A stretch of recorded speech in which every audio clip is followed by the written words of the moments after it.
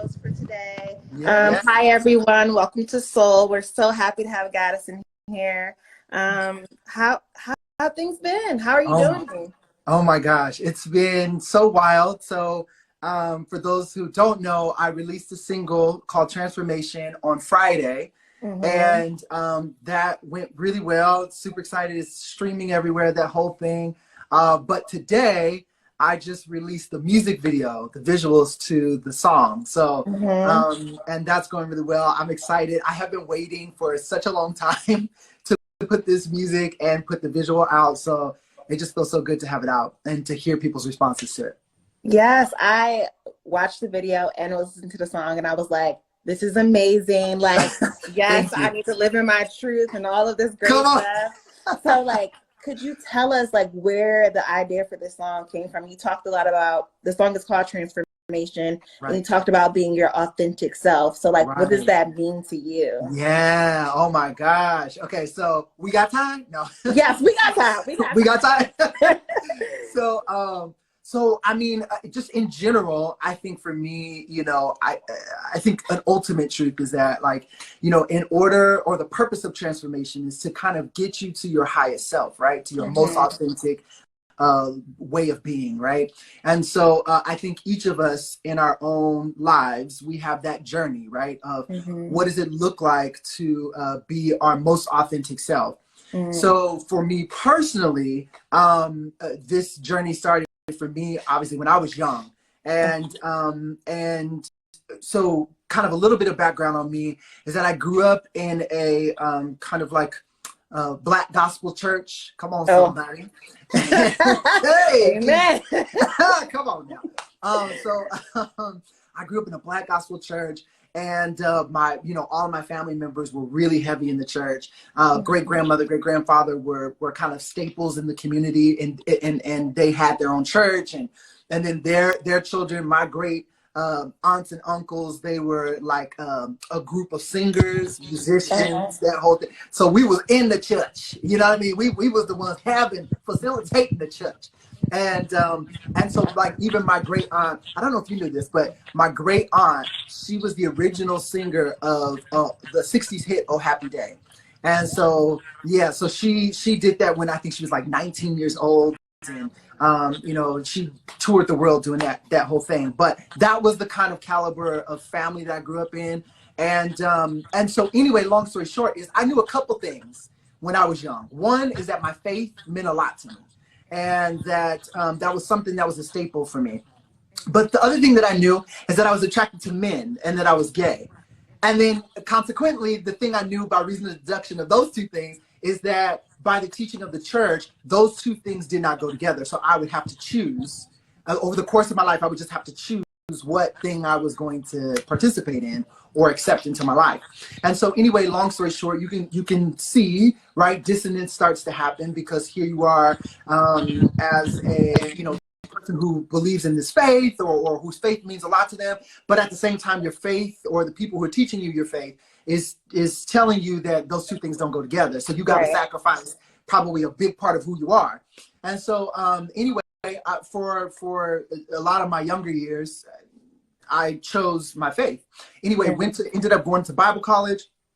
When I was at Bible college, met my best friend, and her name is Allie, and she was amazing, right? Like just cool girl, chill. And her best friend and me and my best friend at the time, we would all hang out together and just, you know, just cool, just real chill. And anyway, up until that point, I had been through reparative therapies. I've been through like where they try to cast a demon out. I have been through like, you know, the men's purity groups where like they put you with a whole bunch of people who are, you know, struggling with same-sex attraction, and you guys all trying to figure it out, and they trying to tell you how to live. And then when that got old, they were like, no, you need to go to the men's purity group where it's full of straight men, and you need to like, you know, you need to learn how to not sexualize the love of a man. So you need to be able to get a hug from a man and not sexualize, you know, that whole thing. So I've been through the whole gambit of, you know, if you read your Bible, pray more, blah, blah, blah, blah, blah, you know, we could pray the gay away. And so that was our understanding. Long story short, met my best friend. We got really close. I let all of them know kind of like what was going on in my life and that I was attracted to men and this, that, and the other. But our understanding, again, is you could pray the gay away. So anyway, long story short, my best friend turned into my girlfriend, turned into my wife. Wow. Okay. So, and a part of the background of that too is that the teaching was that when you kind of get more and more into the whole faith thing, then, you know, like wax, your homosexuality would just melt off of you, and below under all of that sin is a straight man that's ready to come roaring out. And, yeah. You know, the whole thing, right? And so anyway, the goal was kind of like, you know, walk down the aisle, get married, and that was kind of a sign that you had really been freed. Right. So anyway, ended up getting married. Now fast forward 9 years later. 2 kids later. Wow. Yeah, and we kind of came to this conclusion, like, yo, we kind of need to start asking some tough questions, because this is not working the way that it should. We both know it should work. Right. And so anyway, long story short, we ended up, I mean, I'm really going bullet points on this, but we ended up doing research, figuring out for us that we felt like the Bible was not communicating that you know, homosexuality was a sin, that actually the translators messed it up, blah, blah, blah. That's, again, long story. But we ended up transitioning our romantic relationship into a friendship. And we said that we want to still remain friends. We want to still co-parent, obviously, and we want to still do family together. Right. So anyway, we ended up transitioning all of that. We now are best friends. This was 3 years ago. So this was February 21st of 2017. When we transitioned everything. We are best friends. We are next door neighbors. We raise our children together. I mean, it's a beautiful story. And then we go around and we speak about love and how love actually liberates. You know, so yeah. So that's my transformation. That's a beautiful transformation, and that's like such a beautiful story, because you just hear of all these negative things around church and being gay, but you can have both, and you have a family. So that's very beautiful, and I'm so happy that you had that transformation. But I want to talk a little bit more about you as an artist. So all that you've experienced, what do you want people to know about you? What do you want people to get when they hear your music, when they see your face? Absolutely.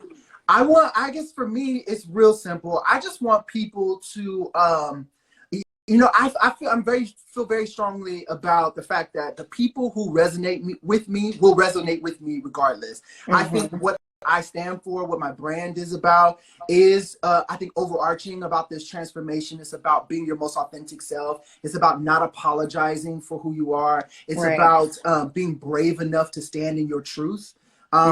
It's about saying, like, yo, listen, like, there's so many people in this world that are gonna have something to say about you, but at the end of the day, it does not matter what everybody else is saying about you. It matters that when you lay your head on your pillow, come on, somebody, when you lay your head on your pillow that you purchased, come on, somebody, that you're happy with what is going on in your life, and that you feel like, and you recognize your significance, you recognize your worth in this world, and that you bring your 100% to this world, because the world will never be the same without you. So really, it's about hope. Lord, I'm feeling it. Yes. Come on. I feel what she's saying. I really You feeling it? Energy. Thank you. So was this your first music video, right? This was my first music video. How did it feel? Like, it felt. No, go ahead. How did it feel? It felt so amazing. It felt like, okay, see, the thing for me is that a couple things you need to know about me is, one, if it's not to my standard of excellence, then I just don't feel like, you know, I'm one of those people, like, I'd rather just shelf it, you know what I'm saying? We can hold off on it until it gets to the level that we need it to be at. The other thing you need to know about me is that I love collaborating with other creators. So to me, that to me is the ultimate expression of art, is collaboration. It's bringing people together to create and say something collectively. Right. So when I say all that to say that this first music video was a huge deal for me, not just because it was my first music video, but because of the people I got to do it with, because of the friends I got to bring along on the journey, because of the actual, you know, like all these people actually put their hands to it, their talent, and it's just amazing. It's just amazing. I love it. Good. I'm glad you had a good experience. Yeah. So what feedback, what things have you heard about your single? Like I loved it. Like the video was very colorful. It was very it was just really nice, a nice visual to look at. Yeah. So how what have people been saying? Yeah. So people have definitely been like, oh my God. Like, I feel like when you say, and I do this on purpose, I tell people it's my first music video. And I think in their minds, they're kind of like, oh, okay, that's cute. It's going to be his first music video. So it's probably going to be like, you know, whatever. And then when people see it, they're like, oh, damn. That was your first music video. And so so that's kind of the reaction that I've been getting is like, oh, you really went in on this, which makes me excited. And then I'm also getting a lot of people who are like, I kind of want to watch it a couple more times because there's a lot that happens in it. And so I purposely tried to create a video that would leave you, like at first you look at it, you'd be like, oh my God, well, I'm definitely captivated by what's happening. But I definitely want to go back and watch it again because I know I probably missed stuff because things are just happening. Yeah. So that's a lot of what I'm getting for this music video. No, I feel like you captured that very well because when I was watching, I was like, okay, wait, let me go back and watch it one more time. Wait. Did I get everything? But no, so you did what you needed to do. That's perfect. So I guess I just kind of want to end with like, one, I want to say congratulations on all that you're doing. Like you're doing very big stuff. Living in your truth. I think you have a very good message that people need to hear and need to follow. So I guess what's next for you after this? Where do you see yourself going? Like, let us in on a little sneak peek of what you're going to be doing. Okay, I'm gonna give you a sneak peek. So you know, obviously I'm writing this single out and this music video, blah, blah, blah. But I've already been working on new music. I'm really excited about this new music that I'm working on currently. I'm trying to, I probably will release 1 or 2 more singles. And then I have an EP that I've been working on that I'm trying to flush out because again, you know, if I do it, I want it to be like, you know, I want there to be a certain standard. So I'm working on that. As soon as things kind of open back up, it's, you know, recover kind of from the whole COVID-19 thing, I really want to do some touring and playing around. I have a killer band that literally, I'm telling you right now, it's a wrap. It's just like it's a wrap. There's, oh my gosh, I forget his complete name. Dang, I wish he was on here. I'd tell you to go see him. But dude, I have an MD that is out of this world. Out of this world. And I'm telling you, it's going to be big. I'm really excited about this. I believe it. I really am enjoying your energy. Thank you. It's very great. Where can people keep up with you, follow you, and all that good stuff? Yes. So definitely here on the gram, Gattison Official, Gattison. Gattison Official here on the gram. Definitely head to YouTube, and I'm at Gattison Official there, Gattison. And subscribe, like, comment, do all the things, And yeah, I'm on Twitter as well. And there it's I am Gattison. So I am Gattison. So yeah. Oh, and one last thing. I know I just said that was the last thing, but is there anything that you want people to know that you want to tell them before we end our chat today? Yeah, I think you know, listen, I'm gonna have to say a little message.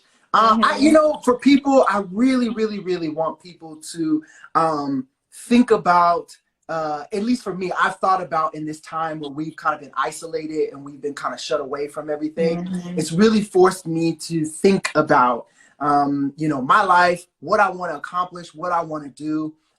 And I've had the opportunity to honor my own significance and love myself enough to see and recognize the significance that I bring to the world. And that's not a cockiness, it's just confidence, right?